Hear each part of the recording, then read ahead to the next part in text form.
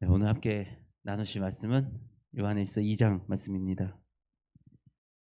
오늘 요한일서 2장에서는 예수 그리스도가 어떤 분이신지, 예수 그리스도에 대해서, 그리고 새 계명과 옛 계명에 대해서, 그리고 빛에 대해서, 우리 그리고 거짓 선지자들, 우리 적그리스도에 대해서 이렇게 말씀을 나누고 있습니다.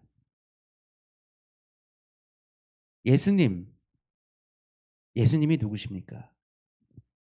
예수님은 하나님의 아들로서, 그리고 우리를 위해서 대속죄물로서 이 땅에 오셨습니다. 그리고 이제는 예수님이 무엇이 되셨다고 말씀을 하고 있습니까? 대언자가 되셨다라고 말씀을 하고 계십니다.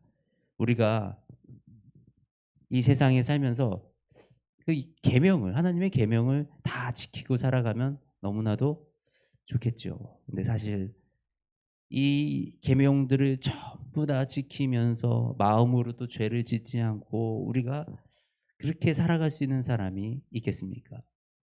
누구나, 저도 그런 죄를 짓고 또 넘어지기도 하고 무너지기도 하고, 그래서 다시 주님 앞에 나아가 무릎 꿇고 회개하는 삶으로 우리가 살아갈 수밖에 없는, 우리는 그런 삶을 살아갑니다. 그런데 우리가 이렇게 지은 죄들을 예수님께서 하나님 앞에서 대언하여 우리가 변호해 주시고 우리의 죄를 용서받게끔 해 주신다라고 말씀하고 있습니다. 그러나 분명히 성경에서 이렇게 말씀을 하세요. 우리가 그의 계명을 지키면 이로써 우리가 그를 아는 줄로 알 것이요. 그렇기 때문에 예수님이 우리의 죄를 용서해 주시기 때문에, 예수님이 우리의 죄를 대언하여 하나님께 우리의 죄를 용서해 달라고 구하시기 때문에, 그러면 우리는 막 살아도 되겠네 라고 생각한다면 그것은 잘못된 것이다 라고 말씀하고 계십니다. 그를 아노라 하고 그의 계명을 지키지 아니하는 자는 거짓말하는 자요. 최소한 우리는 이 계명을 지키려고 노력하고 계명을 지키는 삶을 살아가기 위한 삶을 살고 노력을 해 나가야 됩니다. 비록 우리가 온전하지 못하고 그 계명을 다 지키지 못할지언정 최소한 우리가 나아갈 방향은 지키는 삶이다. 지키려는 노력, 그 삶의 노력을 우리가 해 나아가야 한다는 말입니다. 그런데 너무나도 이 세상에서 이렇게, 그거는 우리가 다 지키지 못해. 예수님이 우리를 위해서 다 용서해 주시기 때문에 우리는 그냥 내 마음대로 살다 가면 돼라고 얘기하는 그런 무리들도 사실은 있고요. 그런 종파들도 있습니다. 한 번 구원받았으면 더 이상 회개할 필요도 없고, 내 마음대로 살아도 하나님은 구원하신다.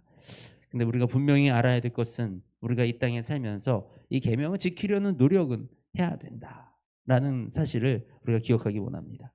이 계명은 사랑하는 자들아 내가 새 계명을 너희에게 쓰는 것이 아니라 너희가 처음부터 가진 옛 계명이니 이 옛 계명은 너희가 들은 바 말씀이거니와 다시 내가 너희에게 새 계명을 쓰노니 그에게와 너희에게도 참된 것이라. 이 옛 계명, 이 말씀이죠. 이 구약에 기록된 이 말씀들, 그리고 새 계명, 바로 예수 그리스도에 관한 이 복음의 내용들이 바로 새 계명입니다.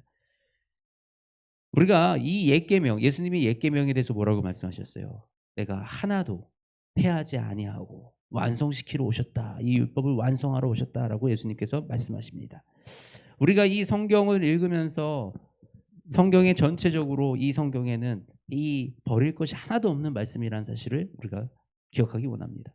그리고 구약의 말씀도 그 말씀 가운데 하나님이 주신 은혜와 하나님의 주신 계획과 우리를 향해서 알게 하시는, 우리를 통해서 이 죄의 눈을 열어서 죄를 알게 하시고 우리의 삶의 방향을 정하게 하시는 그 말씀들이 구약에 기록되어 있습니다. 그리고 예수님은 그 모든 말씀을 사랑으로 완성시키셨습니다. 그래서 모든 계명이 예수님의 그 사랑과 예수님의 그 보혈, 십자가에서 우리를 위해서 죽으신 그 사랑이 결합되지 아니하면 사실 이 계명은 어떻게 되냐면 누군가를 비난하고 정죄하고 판단하는 도구로밖에 쓰이지 않는다는 거죠. 근데 예수님이 나에게 십자가에서 못 박혀서 죽으신 그 사랑과 이 율법의 말씀이 결합이 될 때 그 말씀은 나에게로 예수 그리스도의 그 십자가의 죽음이 나의 죽음으로 그래서 이 모든 율법의 말씀이 나를 변화시키는 원동력이 되고 내가 남에게 대해서는 내가 다른 사람에게 대해서는 예수 그리스도의 그 사랑으로 죽기까지 마다하는 내가 손해보고 내가 피해보고 내가 정말 죽기까지 마다하는 그 사랑으로 나아갈 때 우리가 이 옛 계명과 새 계명을 다 이루며 지키며 살아가는 믿음의 자녀들로 살아갈 수가 있게 되는 것입니다. 그리고 이 마지막 때 우리 적그리스도 근데 이때에도 이 사도 요한이 이 요한일서를 작성할 때도 많은 적그리스도가 나타나서 이 어지럽히고 세상을 흔드는 그런 모습들을 보였음을 우리가 알 수가 있습니다. 지금도 많은 이 적그리스도와 같은 존재들 우리가 너무나도 잘 알죠. 많은 이단들이 이 땅에서 판을 치고 활개를 하는 그 모습들을 바라봅니다. 그런데 정말 우리가 분별하여 나아갈 것 지금 이 말씀에서 기록하고 있는 정말 마지막 때로 우리가 다가가고 있음은 모두가 느끼고 있을 것입니다. 세상이 분별력이 없어지고요. 정말 세상이 선과 악을 구별하지 못하고 이런 감각들이 다 무뎌지고 가정이 무너지고 가정에 대한 개념을 부수려고 그러고 남녀에 대한 어떤 이런 가치관을 이 붕괴시키려고 그러고 국가관이나 여러 가지 이런 것들을 흔들어 놓는 이런 상황들을 우리가 마주합니다. 그래서 우리가 깨어 있어야 돼요. 깨어서 정말 하나님의 나라와 하나님의 뜻이 무엇이었는지 분별하는 저와 여러분들이 되시기를 원합니다. 청년들아 내가 너희에게 쓴 것은 너희가 강하고 하나님의 말씀이 너희 안에 거하시며 너희가 흉악한 자를 이겼음이라. 우리는 이 말씀으로 하나님의 말씀이 우리 안에 거하시면 우리는 이 세상을 이기는 삶을 살아갑니다. 저와 여러분이 이 말씀으로 세상을 이기는 그 청년들이 되시기를 주님의 이름으로 축복합니다. 하나님 감사합니다. 우리에게 말씀을 더하여 주셔서 우리에게 예수 그리스도를 보내주셔서 우리가 세상을 이기고 우리가 비록 온전한 삶을 살지 못하더라도 우리가 주님이 이끄시는 그 삶으로 살아가려고 노력하며 발버둥치며 살아가게 해주셔서 감사합니다. 우리가 이렇게 살아가는 것이 무거운 짐이 아니요 이것이 바로 우리에게 능력이고 힘인 줄 우리가 알고 또 따릅니다.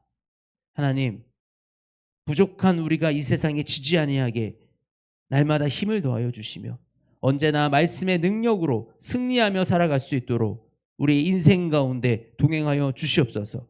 하나님 특히 우리에게 지혜를 열어주셔서 하나님의 말씀을 내가 열어 그 말씀이 깨달아지는 그 은혜가 있게 하옵시고 또한 우리의 삶 가운데 이 말씀이 살아서 우리의 삶을 지배하시고 역사하시며 하나님의 놀라운 역사가 우리의 삶의 현장 가운데 일어나는 그 은혜를 체험하게 하여 주시옵소서.